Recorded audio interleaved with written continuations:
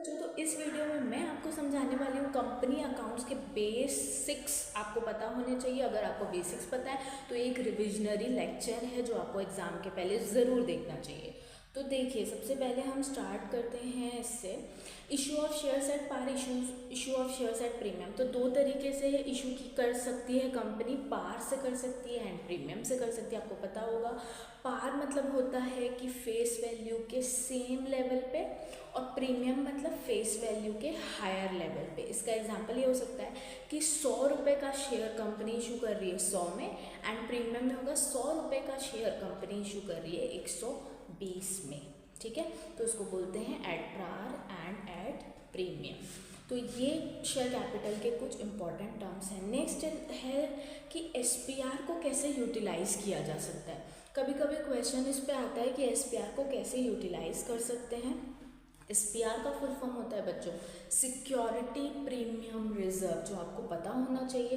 ये section 52 under section 2 के तहत कंपनीज एक्ट 2013 में हमें बताया गया है कि एसपीआर जो एक तरह का रिजर्व होता है उसको कौन कौन सी जगहों पे आप यूज़ कर सकते हो। तो देखो यहाँ पे कुछ पॉइंट्स दिए हुए हैं, टोटल 5 पॉइंट्स दिए हुए हैं किस किस जगह पे कंपनी क्या कर सकती है, इन एसपीआर का यूज़ कर सकती है। ठीक है, नेक्स्ट देखो, दो तरीके के सब्सक्रिप्शन दिए हैं। एक लिखा है फुल सब्सक्रिप्शन ऑफ शेयर्स, दूसरा दिया है over subscription of shares. Full subscription of shares मतलब क्या होता है कि कंपनी जितने नंबर ऑफ इशू शेयर्स करेगी उतना ही इक्वली नंबर ऑफ जो आपको एप्लीकेशंस आएंगे। जैसे 10,000 सपोज कंपनी 10,000 शेयर्स इशू कर रही है मार्केट में, तो 10,000 लोगों ने उस चीज़ के लिए अप्लाई किया। और ओवर सब्सक्रिप्शन क्या हो जाएगा बच्चों, 10,000 के लिए कंपनी ने बोला है और हमने 20,000 के लिए, मतलब पब्लिक ने 20,000 शेयर के लिए अप्लाई कर दिया। नेक्स्ट देखो लिखा है under subscription of shares. Under subscription of shares का क्या मतलब होता है, 10,000 के लिए कंपनी ने एप्लीकेशंस दिए और उससे कम 9,000 भी हो सकता है, 8,000 भी हो सकता है, 9,800 भी हो सकता है, उससे कम हमारे पास एप्लीकेशंस आए। नेक्स्ट देखो, एक ऐसी कंडीशंस होती हैं बच्चों जहाँ पे हम अदर देन कैश पढ़ते हैं। अदर देन कैश मतलब कंपनी शेयर्स इशू ना करके क्या करती है, एसेट्स परचेज करती है। क्या लिखा है देखो, in this regard the purchase of assets and issue of shares are to be treated as separate transactions. उसमें क्या होता है, अगर आप एसेट परचेज कर रहे हो तो लिखा है एसेट टू वेंडर। ऑफकोर्स अगर आप एसेट परचेज कर रहे हो तो एसेट्स बिजनेस के अंदर आएंगे, इसलिए उसको डेबिट करेंगे। किससे लिया आपने, वेंडर से ली। वेंडर का नाम लिखा रहता है क्वेश्चन में, तो यहाँ पे टू नाम लिखा रहेगा। जैसे राम से लिया हमने तो टू राम होगा, नहीं लिखा है तो हमने टू वेंडर लिखना है।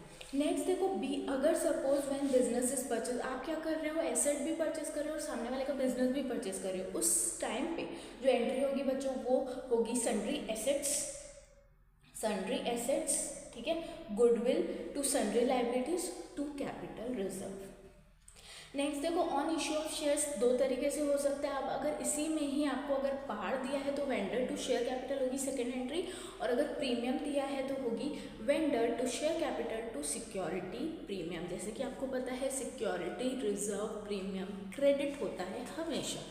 ठीक, अगर प्रमोटर के कुछ एक्सपेंसेस, अब प्रमोटर क्या होता है अगर आपको नहीं पता तो ये समझना है कि प्रमोटर एक ऐसा बंदा होता है जो कंपनी की आइडिया जनरेट करता है कि हमको क्या करना है, कंपनी को चालू करना है। ठीक है, तो उसके जो एक्सपेंसेस होते हैं ना उसकी जर्नल एंट्रीज मैंने यहाँ लिखी थी।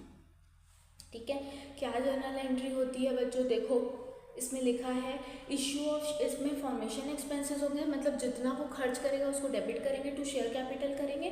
और अगर कोई अंडर राइटिंग एक्सपेंसेस हैं तो बहुत आसान है, एक्सपेंसेस हमेशा डेबिट होते हैं, बहुत बार बताया मैंने, debit all expenses and losses, credit all incomes and gains. तो एक्सपेंसेस को क्या करना है, डेबिट करना है। बहुत फैंसी वर्ड्स ऐसे लगेंगे आपको कि क्या है ये प्रमोशन, अंडर राइटिंग, बट अगर आप समझ जाओगे तो आप आराम से इसको ट्रीट कर सकते हो। ठीक है, तो इसमें क्या लिखा है, underwriters to share capital. Okay, next देखो, इस नेक्स्ट स्लाइड में दो चीज़ें दी हैं, एक दिया है कॉल्स इन एरियाज और दूसरा दिया है calls in advance. Calls in areas and calls in advance में आपको फ़र्क पता रहना चाहिए।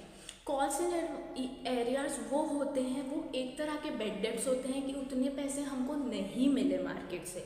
अगर उतने पैसे हमको मार्केट से नहीं मिले तो हम लास्ट में जो कॉल्स आती है, सबसे पहले एप्लीकेशन अलॉटमेंट कॉल होता है। तो एप्लीकेशन में तो जितने आप एप्लीकेशन है वो आप दे दिए, अलॉटमेंट में आपने अलॉट अलॉट कर दिया, बट कॉल्स में आप क्या करोगे, जितने पैसे नहीं मिले उसको क्या कर दोगे, डेबिट कर दोगे। उसको हम बोलते हैं कॉल्स इन एरियाज।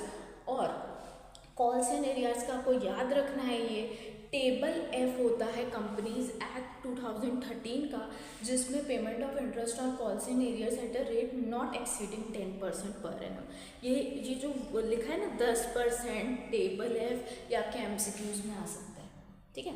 नेक्स्ट देखो, कॉल्स इन एडवांस भी आपको अच्छे से करना है। कॉल्स इन एडवांस में क्या दिया हुआ है, इसमें भी टेबल एफ बताती है, बट ये कॉल्स इन एडवांस कितना होना चाहिए, 12% से ज़्यादा नहीं होना चाहिए, मतलब 12% से कम होना चाहिए, 12% से ज़्यादा नहीं होना चाहिए। कॉल्स इन एडवांस क्या होता है अगर मैं बताऊँ तो, कॉल्स इन एडवांस होता है अगर जो स्टेज है उससे पहले आपको पैसे मिल जा रहे हैं, उसको हम बोलते हैं कॉल्स इन एडवांस। नेक्स्ट देखो, नेक्स्ट मैंने कौन सा टॉपिक लिया है, फोर फीचर। ये इससे बच्चे बहुत घबराते हैं, बिल्कुल नहीं घबराना है। फोर फीचर में ध्यान रखो, जैसे आप इशू करते हो तो शेयर कैपिटल को क्रेडिट करते हो, वैसे ही अगर आप फोर फीचर करोगे तो शेयर कैपिटल को आप डेबिट कर दोगे। ऐसा क्यों करेंगे, क्योंकि यहाँ पे रिवर्स हो रहा है। फोर फीचर मतलब आप क्या करोगे, कैंसिल करोगे शेयर्स, और इशू के टाइम आप क्या करते हो, शेयर्स को क्या करते हो, देते हो पब्लिक में। जब दोगे तो पैसे आएंगे, इसीलिए शेयर कैपिटल क्या होगा, क्रेडिट होगा। जब उनसे वापस लोगे, कैंसिल करोगे, तो शेयर कैपिटल को हम डेबिट करेंगे।